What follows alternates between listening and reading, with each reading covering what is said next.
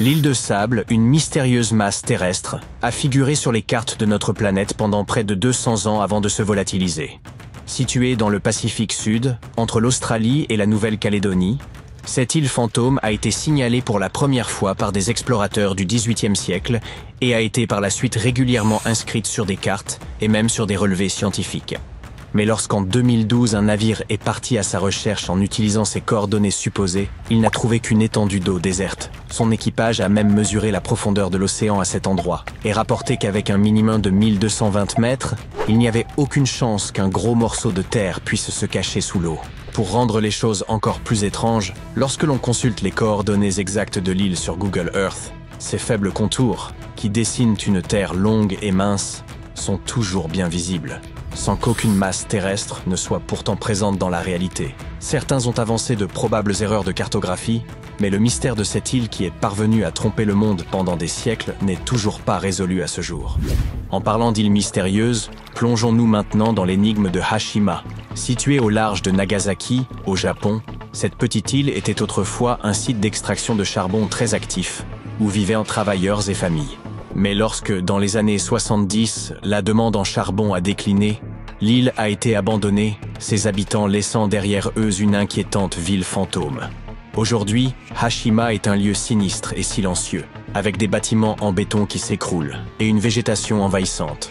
Si vous êtes assez courageux, vous pouvez en faire la visite virtuelle à l'aide de Google Earth.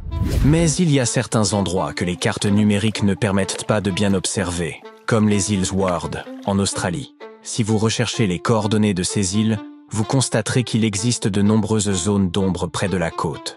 Cela a donné lieu à toutes sortes de spéculations sur Internet. Les gens se sont demandé ce qui pouvait bien se cacher sous la surface. S'agit-il d'un simple problème technique, ou se pourrait-il que la nature ait quelque chose d'inhabituel en ces lieux? Nous n'avons toujours pas de réponse concrète concernant ces ombres étranges. Mais il convient de mentionner que cette région fait partie d'une zone naturelle protégée. Elle y abrite notamment le lion de mer australien et l'otarie à fourrure de Nouvelle-Zélande. Ces zones d'ombre pourraient donc faire partie d'un plan visant à préserver la faune et, plus généralement, l'environnement de cette région. Restons dans le sujet des îles effrayantes et des lieux abandonnés. Si vous visitez un jour Rio de Janeiro, vous apercevrez peut-être quelque chose d'inquiétant. Des Pères Noël sinistres, des cannes en sucre d'orge abîmées et des toboggans rouillés entourés de palmiers et d'une végétation luxuriante. Il s'agit d'Alba Noël, un parc d'attractions sur le thème de Noël, abandonné et angoissant. Le créateur de ce parc nourrissait de grands rêves, pensant qu'il deviendrait une attraction immense et éclectique, avec différentes zones thématiques. Sa superficie correspond à celle de 460 terrains de football. Les travaux ont commencé en 2000, mais l'endroit a fermé quelques années plus tard après le décès tragique de son créateur dans un accident de voiture, à quelques mètres seulement de l'entrée du parc. Aujourd'hui, les attractions cèdent peu à peu à la rouille. On se croirait vraiment dans un film de science-fiction.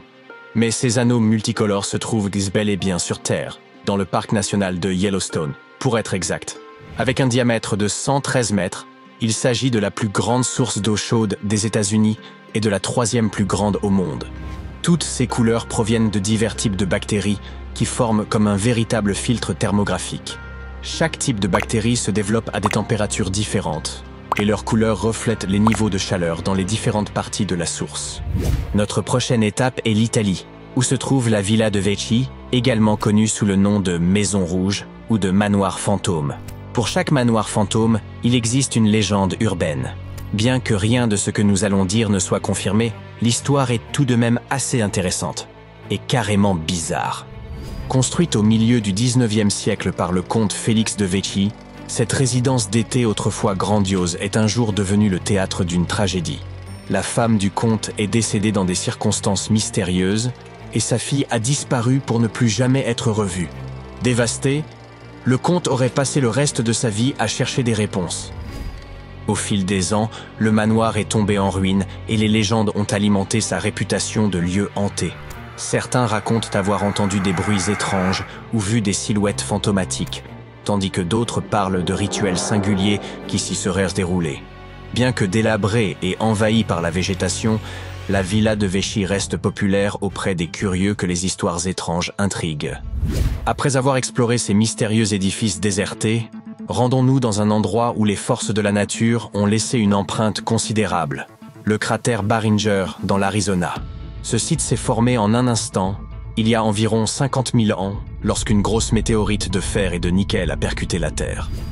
Mesurant un peu moins de 1200 mètres de diamètre et 170 mètres de profondeur, ce cratère est l'un des sites d'impact les mieux préservés au monde. Lorsqu'on se tient au bord, on peut presque imaginer la force incroyable de la collision qui a anéanti tout ce qui se trouvait alentour.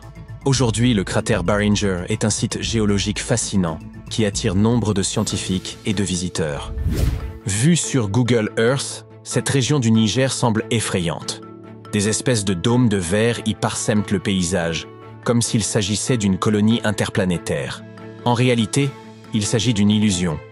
Ces dômes sont en fait de petites fosses semi-circulaires appartenant au projet Just Dig It.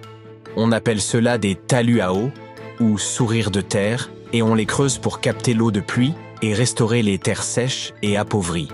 Il s'agit d'une méthode simple mais géniale qui permet de redonner vie à des zones touchées par la désertification. En retenant l'eau, ces structures permettent à la végétation de repousser, de rafraîchir la terre et de faire revivre les écosystèmes. Vous avez probablement entendu parler des célèbres lignes de Nazca au Pérou, n'est-ce pas? Il s'agit d'immenses géoglyphes anciens, gravés dans le désert et représentant des araignées, des singes et des colibris. Récemment, une figure similaire est apparue et a fait le tour de l'Internet.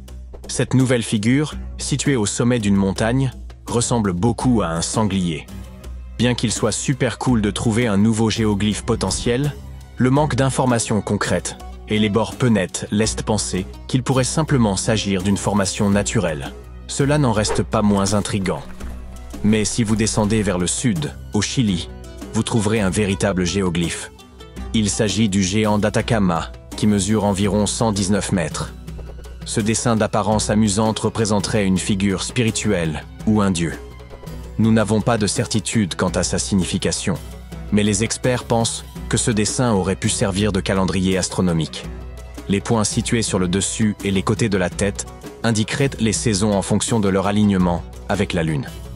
En explorant Google Earth, vous découvrirez peut-être aussi de mystérieuses épaves, comme celle du MV Placey en Irlande.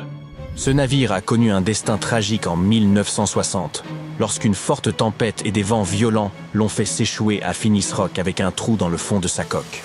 L'eau a commencé à s'engouffrer par le bas. Après avoir crié et couru dans tous les sens, l'équipage a réussi à évacuer le navire. Aujourd'hui, son épave se trouve toujours à Finis Rock.